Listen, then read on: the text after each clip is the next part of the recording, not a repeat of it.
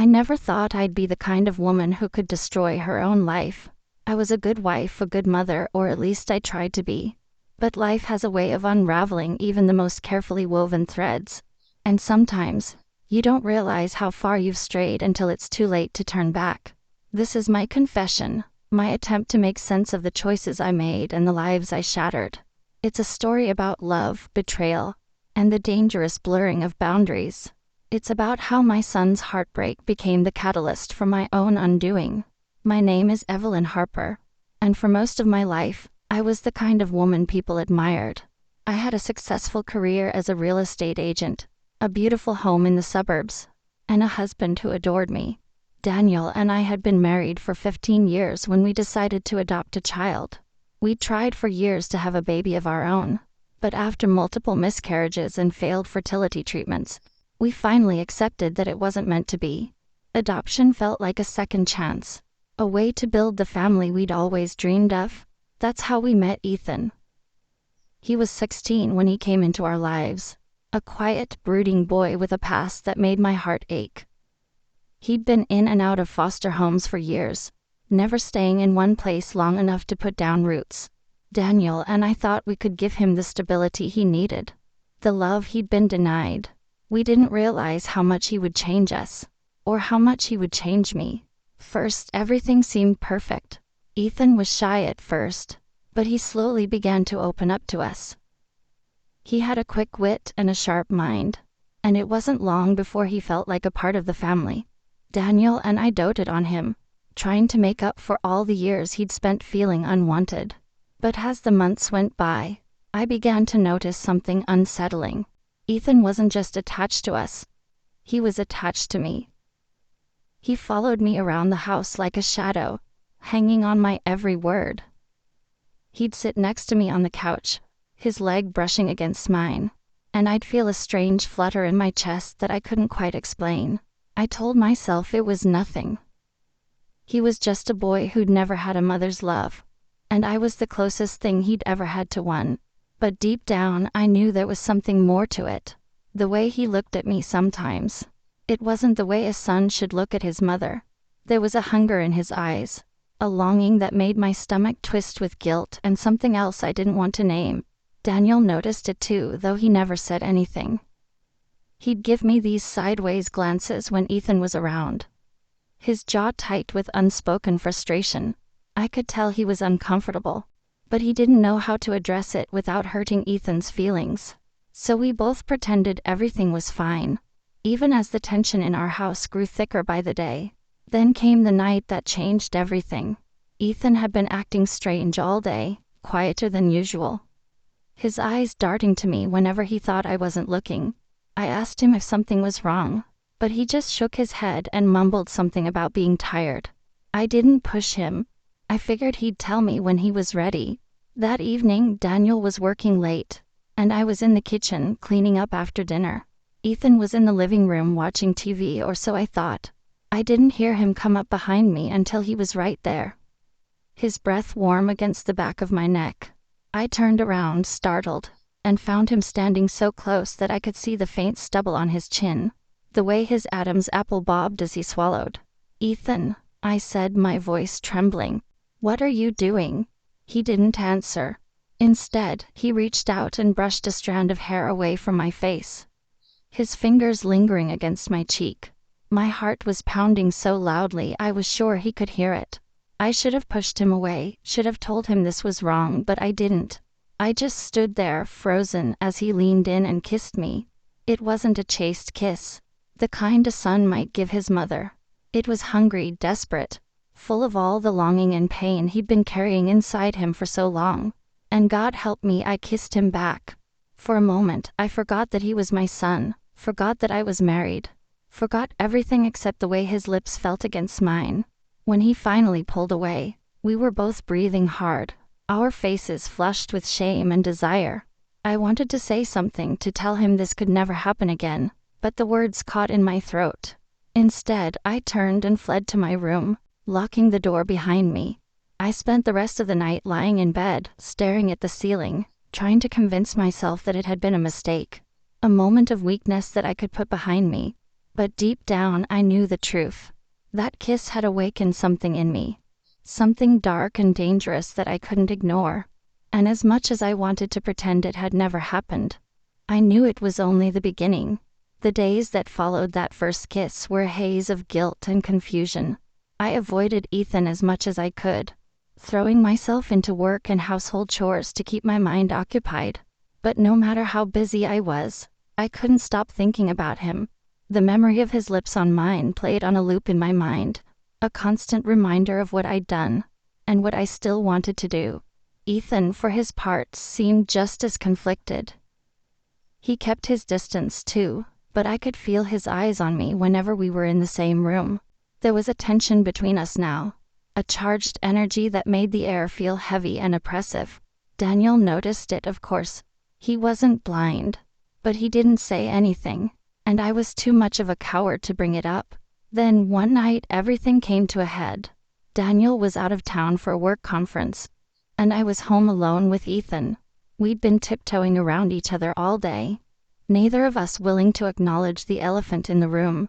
By evening, the tension was unbearable. I decided to pour myself a glass of wine, hoping it would help me relax. I was sitting on the couch, staring blankly at the TV, when Ethan walked into the room. He didn't say anything at first. He just stood there, watching me with those piercing blue eyes of his. Finally he spoke, his voice low and hesitant. "Evelyn," he said, and the sound of my name on his lips sent a shiver down my spine. "We need to talk." I took a sip of my wine, trying to steady my nerves. "About what?" He stepped closer, his hands shoved deep in his pockets. "You know what." I did know, but I wasn't ready to face it. "Ethan, this isn't a good idea," I said, my voice trembling. "What happened the other night? It was a mistake. We can't let it happen again." He shook his head, his expression pained. "It wasn't a mistake. You know it wasn't. I felt this way for a long time, Evelyn. I just didn't know how to tell you." I stared at him, my heart pounding in my chest. "Ethan, you're my son. This is wrong." "I'm not your son," he said, his voice rising. "I'm not your blood. You didn't raise me. We're not family, not really." His words hit me like a punch to the gut. I wanted to argue, to tell him he was wrong, but deep down I knew he had a point. Ethan wasn't my biological child. He was a teenager we'd taken in, a boy who'd become a part of our lives through circumstance, not blood. But that didn't make what we were doing any less wrong. "Ethan, please," I said, my voice breaking. "We can't do this. It's not right." He stepped closer, his eyes burning with intensity. "I don't care if it's right or wrong. I love you, Evelyn. And I think you love me too." I opened my mouth to protest, but no words came out. 'Cause the truth was, he was right. I did love him. Not as a mother loves her son, but as a woman loves a man. And that realization terrified me. Before I could stop him, Ethan closed the distance between us and kissed me again. This time I didn't pull away. I kissed him back, my hands tangling in his hair as the wine glass slipped from my fingers and shattered on the floor. In that moment, nothing else mattered. Not my marriage, not my morals, not the life I'd worked so hard to build. All that mattered was Ethan and the way he made me feel. We didn't stop at kissing. One thing led to another, and before I knew it, we were in my bedroom, our clothes scattered on the floor. It was wrong, so wrong, but I couldn't bring myself to care.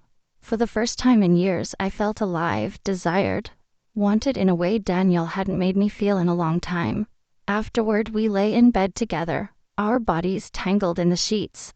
Ethan's head was resting on my chest, his fingers tracing lazy patterns on my skin. I should have felt guilty, ashamed, but all I felt was a strange sense of peace. "This doesn't change anything," I said, more to convince myself than him. "We can't let this happen again." Ethan lifted his head to look at me, his eyes dark and serious. "It already has, Evelyn. And you know it's not going to stop." I wanted to argue, to tell him he was wrong, but I couldn't, because deep down I knew he was right. This wasn't a one-time mistake.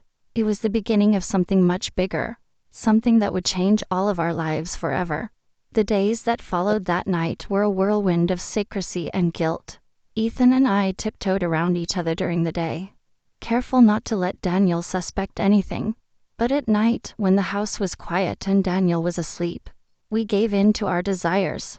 It was wrong, I knew that, but I couldn't stop myself. Ethan had become an addiction, a drug I couldn't quit no matter how hard I tried.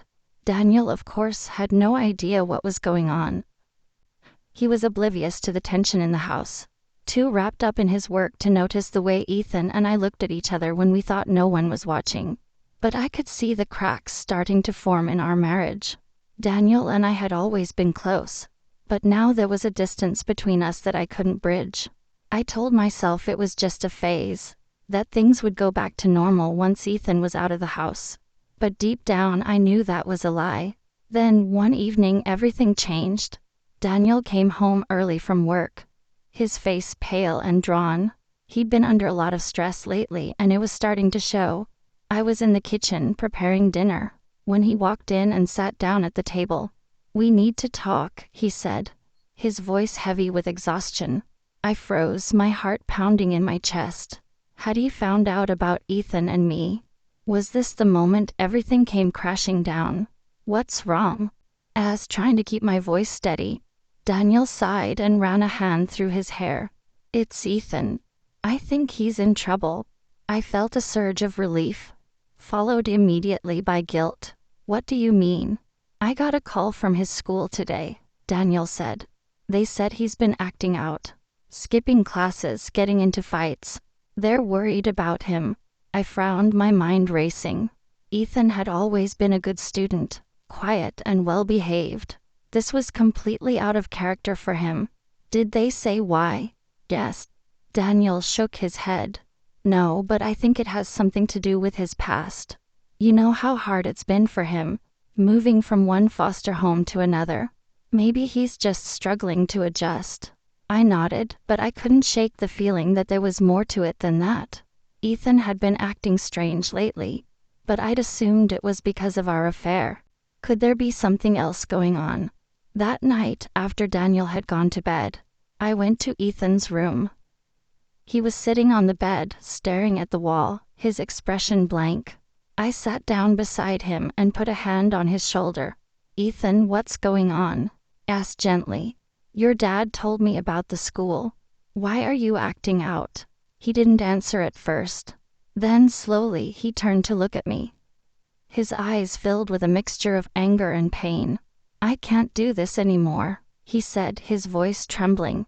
"I can't keep pretending like everything's okay when it's not." My heart sank. "What do you mean?"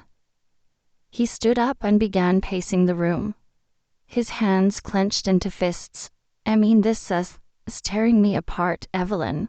I love you, but I can't keep living like this, sneaking around lying to Daniel. It's not fair to him, and it's not fair to me." I felt a lump form in my throat. "Ethan, No," he interrupted, his voice rising.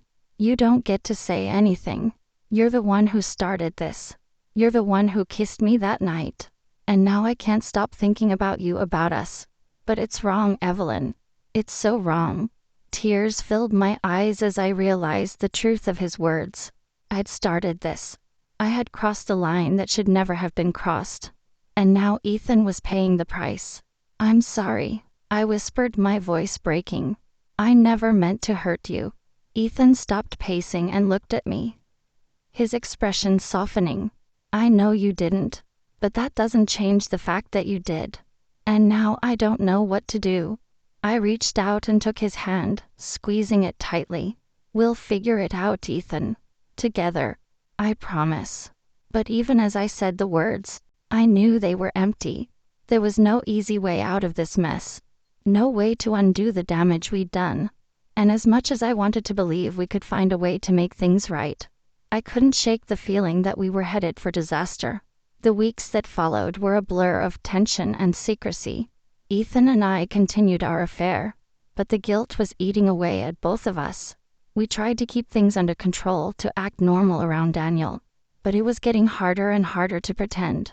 The strain was starting to show, and I could feel the walls closing in around us. Then one night everything came crashing down. Daniel had been acting strange all day, quieter than usual. His eyes darting to me whenever he thought I wasn't looking. I tried to brush it off, telling myself he was just stressed about work, but deep down I knew something was wrong. That evening after dinner, he asked me to sit down with him in the living room. "We need to talk," he said, his voice heavy with emotion. My heart sank. I knew what was coming, but I wasn't ready to face it.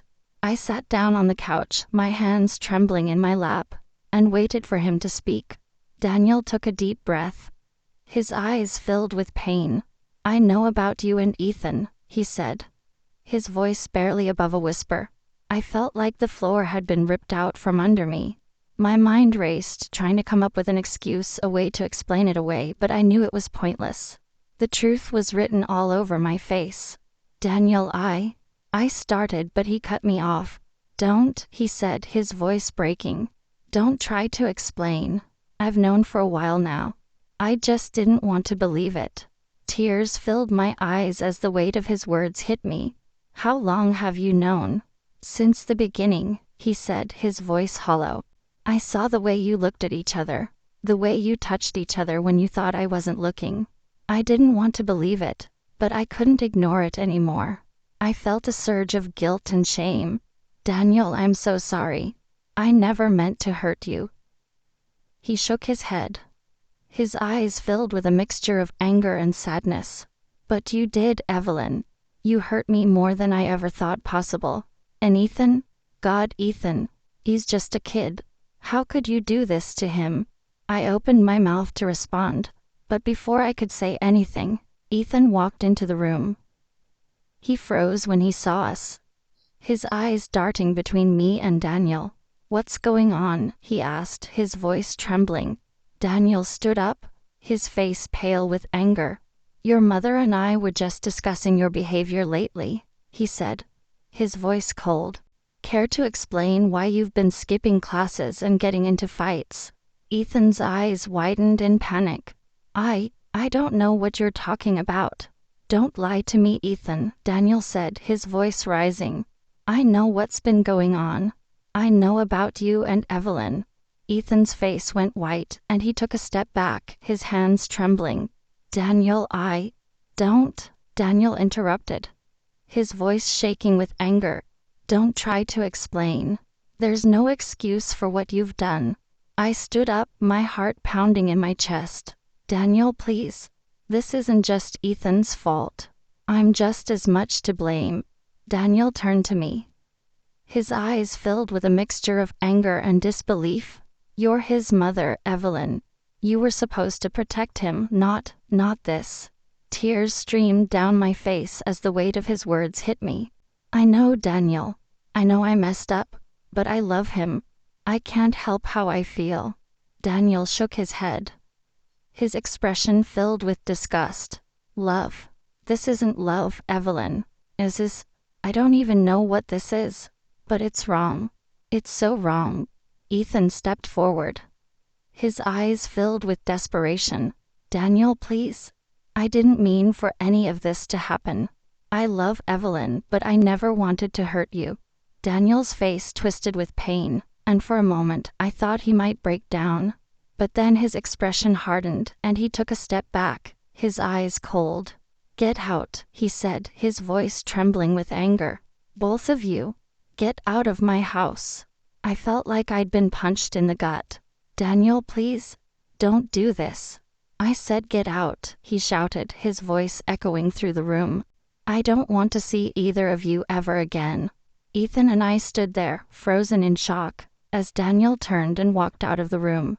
The sound of the front door slamming shut echoed through the house, and I felt a wave of despair wash over me. We'd lost everything. Our family, our home, our lives. All gone in an instant. And it was all my fault. The days that followed Daniel's ultimatum were a blur of pain and regret. Ethan and I moved into a small apartment on the outskirts of town, a far cry from the comfortable home we'd shared with Daniel.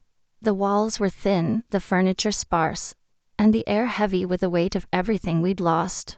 We tried to make the best of it, but the guilt and shame were always there, lurking just beneath the surface. Ethan was a shell of his former self. The confident, passionate young man I'd fallen for was gone, replaced by someone who barely spoke, who spent hours staring at the wall, lost in his own thoughts. I tried to reach out to him to comfort him, but he pushed me away every time. "This is all my fault," he said one night, his voice hollow. If I hadn't let this happen, none of this would have happened." I reached out to touch his arm, but he flinched away. "Ethan, it's not just your fault. I'm just as much to blame." He shook his head, his eyes filled with pain. "No, Evelyn. You were my mother. You were supposed to protect me, to guide me. But instead you let this happen. You let me ruin everything." His words cut through me like a knife, and I felt a surge of guilt and shame. He was right. I had failed him in the worst possible way. I had crossed a line that should never have been crossed. And now we were both paying the price. As the weeks turned into months, the reality of our situation began to sink in. Daniel filed for divorce, and the proceedings were swift and brutal. He didn't fight me for the house or the money. He just wanted to be rid of me, and I couldn't blame him. The final decree came through on a cold, gray morning, and I sat on the floor of our tiny apartment, staring at the papers in my hands, feeling like my life was over. Ethan, meanwhile, was struggling to find his footing. He dropped out of school and took a job at a local grocery store, but it was clear he was just going through the motions.